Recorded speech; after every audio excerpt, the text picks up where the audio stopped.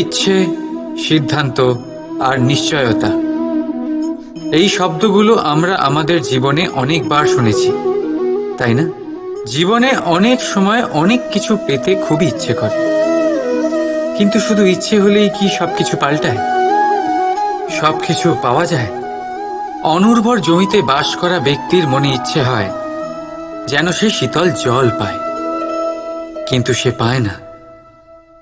যে এক কুয়ো খোঁড়ার সিদ্ধান্ত নিয়েছে, সে মাটি খোঁড়ার জন্য কোদাল অবশ্যই পেয়ে যায়।